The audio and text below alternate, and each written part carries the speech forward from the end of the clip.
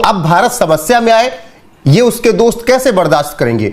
तो रूस ने तुरंत ऑफर दिया कि हम आपको तेल देने के लिए तैयार हैं, परेशान होने की कोई भी बात नहीं है। तो अब सवाल यह है कि क्या अमेरिका एक बार फिर से परेशान होने जा रहा है रूस और भारत की दोस्ती देख? आंकड़ों के मुताबिक इस समय लगभग 95 लाख बैरल रूसी तेल टैंकरों में भरकर एशियाई देशों के आसपास वेटिंग मोड में है और ये तेल भारत खरीदने की तैयारी में है। ग्लोबल ऑर्डर हमारे आंखों के सामने रीराइट किया जा रहा है खून से। और ईरान, जिसने पूरे दुनिया को पिछले 40-50 साल से हॉस्टेज बना के रखा था जिहाद के नाम पर, सारे दुनिया के जिहादियों को इन्होंने फंड किया डॉलर मनी से। वो भी डॉलर मनी कौन सा, जो इलीगली बेचकर पैसे इकट्ठे किए थे, उसको इरेज किया जा रहा है। सब जानते हैं कि सर IMF की एड पर हम चल रहे हैं ना, वहां पे पाकिस्तान में हमारी सब बहुत ज्यादा क्लोजनेस है इस वक्त अमेरिका से, लेकिन सब मरे जा रहे हैं ईरान के पीछे। खामनाई से ने इन्हें क्या दिया है, मुझे ये समझ में नहीं आ सका कि आपको खामनाई से इतनी मोहब्बत, इतना प्यार क्यों है कि आप फूट फूट के रो रहे हैं। मुझे जाती तौर पे ये लगता है कि अमेरिकन जो हैं वो समझते हैं कि जहां जहां इरानियंस मिले इनको उड़ा दें। अब फॉर एग्जांपल और इंडियन ओशन में थे, क्या इंडिया की ये जिम्मेदारी थी? Was this an Indian responsibility और नॉट? अब पूरे मिडल ईस्ट में शांति इसके बाद आएगी, क्योंकि ये रीशेप होगा। वो कर्डिश वालों को जो दिया है वो इनकी अब कड़ी बनाने वाले हैं ईरान वालों की। और ये अनअपोलोजेटिक पावर हाउस है जो दिखाया जा रहा है इजराइल और अमेरिका की तरफ से। This is how you eliminate your enemy. और ईरान के जो डिक्टेटर है वो दुनिया का सबसे बड़ा वो था, एनिमी था।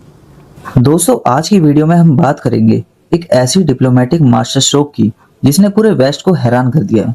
इजराइल, ईरान, अमेरिका की बढ़ती जंग के बीच जब पूरी दुनिया एनर्जी क्राइसिस की डर में है, तब रशिया ने भारत के लिए दोस्ती का हाथ बढ़ाया है। रिपोर्ट्स के मुताबिक जब ईरान ने स्ट्रेट ऑफ हार्मोज को ब्लॉक करने की धमकी दी, जहां से इंडिया का 20% कच्चा तेल आता है, तब व्लादिमीर पुतिन ने तुरंत 95 लाख बैरल ऑयल का जुगाड़ करके भारत को ऑफर कर दिया है। ये टैंकर्स पहले से ही एशियन वाटर्स में मौजूद है, यानी ट्रांसपोर्टेशन का ना ज्यादा वक्त लगेगा और ना ही खर्चा। ये भारत के लिए एक बड़ी राहत है, क्योंकि जब मिडल ईस्ट में तनाव बढ़ता है तो सबसे पहले तेल की कीमतें आसमान छूने लगती है।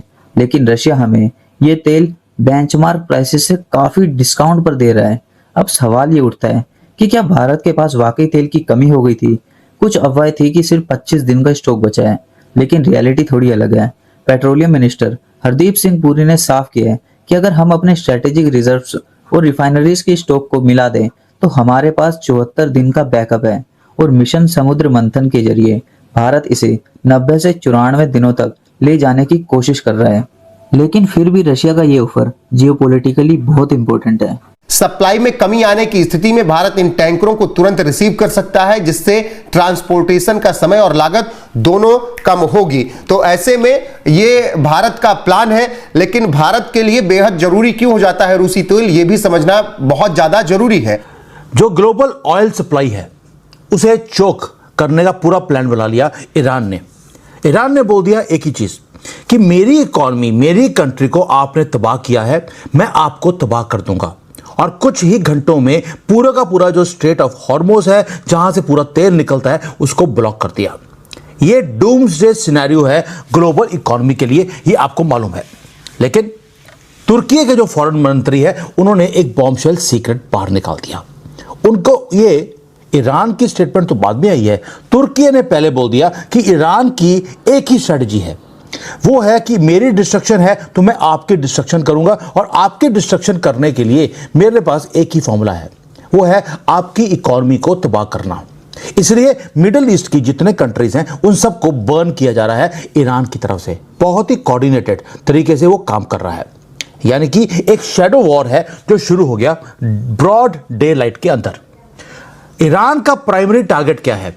वो पहले था मिलिट्री बेसिस, अब उसने बोल दिया मिलिट्री को मैं तबाह कर दूंगा, ये और प्लेन भेज देंगे, क्यों ना इनकी इकोनॉमी को ही तबाह किया जाए।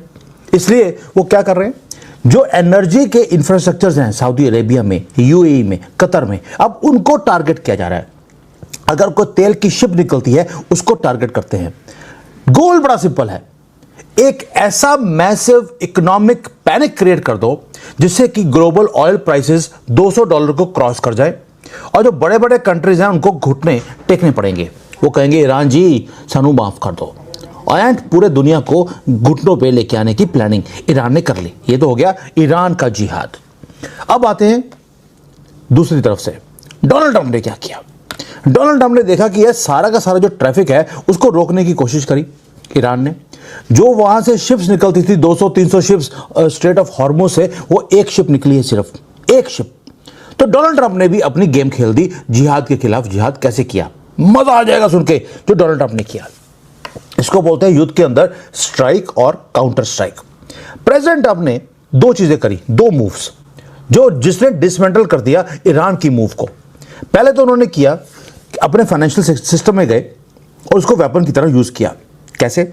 उन्होंने इंटरनेशनल जो फाइनेंस कॉर्पोरेशन है IFC, IDFC, उसको बोला कि जितने भी शिप जारी हैं उसके ऊपर आप इसको इंश्योरेंस नहीं दे रहे, आपको इंश्योरेंस देनी पड़ेगी, आपको रिमूव करना पड़ेगा कि इसमें पॉलिटिकल रिस्क है।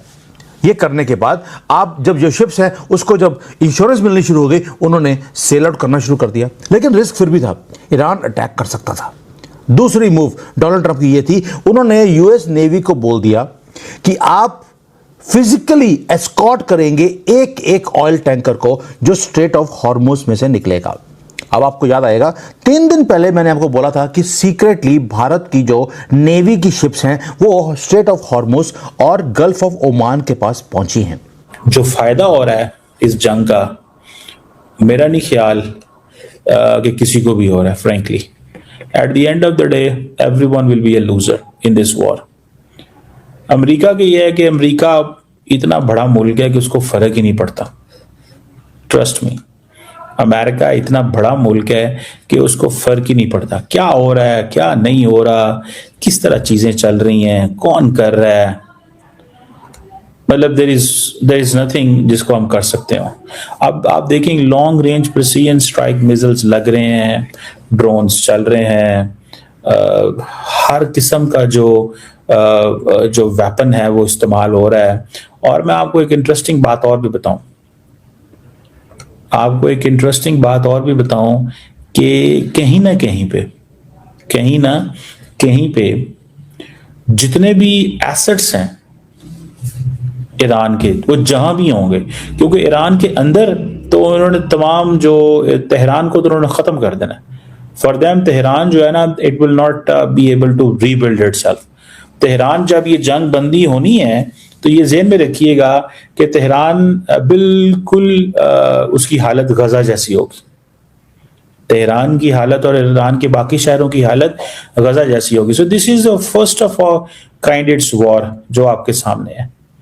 ये आपके सामने जो वॉर है, ये पहली दफा इस तरह की वॉर जो है वो होने जा रही है। लेकिन क्या ईरान जो है वो अपना प्रेशर डालने में कामयाब हो जाएगा?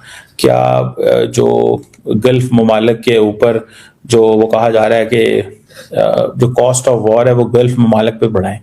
यही कहा जा रहा है ना कि जितनी ज्यादा गल्फ ममालिक पे कॉस्ट ऑफ वॉर बढ़ेगी उतनी ज्यादा अच्छा। जितनी ज्यादा गल्फ ममालिक के ऊपर वॉर बढ़ेगी उतना ही ज्यादा अच्छा है।